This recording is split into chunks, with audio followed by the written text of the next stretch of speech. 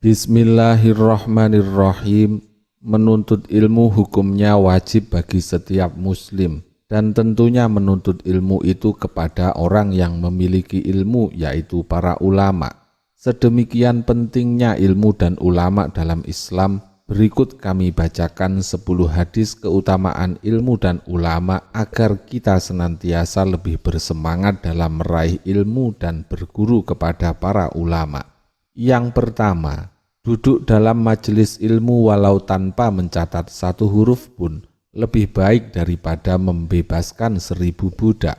Nabi Shallallahu Alaihi Wasallam pernah bersabda kepada sahabat Abdullah bin Mas'ud, "Ya bena Mas'ud, julu suka sa'atan fi majlisil ilmi, la tamassu qalaman wala taktubu harfan, khairul laka min idqi alfi raqabatin."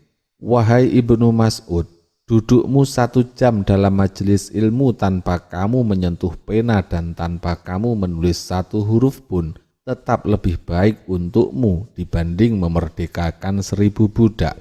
Wa nadharuka ila wajhil alim khairul laka min alfi farasin tasaddaqta biha fi sabilillah, wa salamuka alal alimi khairul laka min ibadati alfi sanatin. Sedangkan pandanganmu kepada wajah orang yang berilmu lebih baik bagimu dibanding 1000 kuda yang kamu sedekahkan di jalan Allah, dan salammu kepada orang berilmu lebih baik bagimu dibanding ibadah 1000 tahun. Yang kedua, orang yang telah menuntut ilmu kemudian menjadi orang yang ahli fikih, maka ia lebih berat bagi syaitan dibanding 1000 ahli ibadah. Nabi pernah bersabda, "Faqihun wahidun mutawarri'un asyaddu ala syaitani min alfi abidin mujtahidin jahilin wari'in." Seorang ahli fikih yang wirai, menjauhi haram dan yang tidak jelas halal haramnya, lebih berat bagi syaitan dibanding ahli ibadah yang tekun, bodoh dan wirai. Yang ketiga, keutamaan atau kelebihan orang berilmu terhadap orang yang ahli ibadah yang tidak berilmu ibarat purnama yang mengalahkan sederetan bintang-bintang. Fadlul alimi alal abidi kafadlil qamari lailatal badri ala sairil kawakibi. Keutamaan orang alim di atas orang ahli ibadah laksana keutamaan bulan pada malam purnama atas sederet bintang-bintang.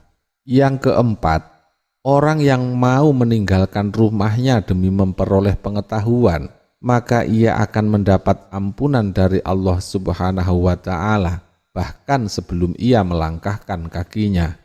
Man intaqala yata'allamu ilman ghufira lahu qabla ayyakhtua. Barang siapa pergi menuntut ilmu, maka ia telah diampuni dosanya sebelum ia melangkah. Yang kelima, para ulama haruslah dimuliakan, karena di sisi Allah mereka termasuk golongan orang-orang yang mulia dan dimuliakan. Akrimul ulama'a fa innahum indallahi kurama'u mukramuna. Hendaklah kalian memuliakan ulama, karena sesungguhnya mereka di sisi Allah adalah orang-orang yang mulia dan dimuliakan. Yang keenam, seseorang yang melihat wajah orang alim sekali saja kemudian merasa bahagia, maka Allah Subhanahu wa Ta'ala akan menciptakan untuknya 1 malaikat yang senantiasa memintakan ampunan sampai hari kiamat. Man nadhara ila wajhil alimi nadhratan fafariha biha, khalaqallahu ta'ala min tilkan nadhrati malakan yastaghfiru lahu ila yaumil qiyamati. Barang siapa memandang wajah orang alim sekali saja lantas ia bahagia karenanya, maka Allah akan menciptakan dari pandangan itu malaikat yang memintakan ampunan baginya sampai hari kiamat. Yang ketujuh, orang yang mau menghormat kepada orang alim, tiada tempat baginya kecuali surga. Man akroma aliman faqad akramani, wa man akramani faqad akramallah, wa man akramallahu fama'wahul jannah. Barang siapa memuliakan orang alim, maka ia memuliakan aku. Barang siapa memuliakan aku, maka ia memuliakan Allah.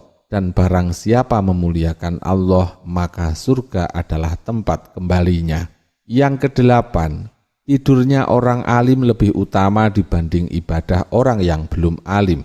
Nabi bersabda, naumul alimi afdhalu min ibadatil jahili. Tidur orang yang alim itu lebih utama dibanding ibadahnya orang yang bodoh. Yang kesembilan, belajar satu bab saja dari sebuah ilmu pengetahuan, baik sudah dapat diamalkan atau belum dapat diamalkan, tetap lebih utama dibanding menjalankan sholat sunnah 1000 rakaat. Man ta'allama baban minal ilmi ya'malu bihi aw lam ya'mal bihi kana afdhola min ayyusalliya alfa raka'atin tatawwu'an. Barang siapa menuntut ilmu satu bab, diamalkan atau belum diamalkan, maka lebih utama dibanding ia sholat 1000 rakaat sunnah. Yang ke-10, orang yang mau bersilaturahim kepada orang alim, maka ibarat ia bersilaturahim kepada Rasulullah SAW. Man zaro aliman faka'annama zaroni, wa man sofaha aliman faka'annama sofahani. Barang siapa mengunjungi orang alim, maka seakan-akan ia mengunjungiku. Dan barang siapa berjabat tangan dengan orang alim, maka seakan-akan ia berjabat tangan denganku. Waman jalasa aliman faka'annama jalasani fid dunya, waman jalasani fid dunya ajlastuhu ma'i yaumal qiyamah. Barang siapa duduk dengan orang alim, maka seakan-akan ia duduk denganku di dunia. Dan barang siapa duduk denganku di dunia, maka aku akan mendudukkannya bersamaku di hari kiamat. Semoga bermanfaat. Wallahu a'lam.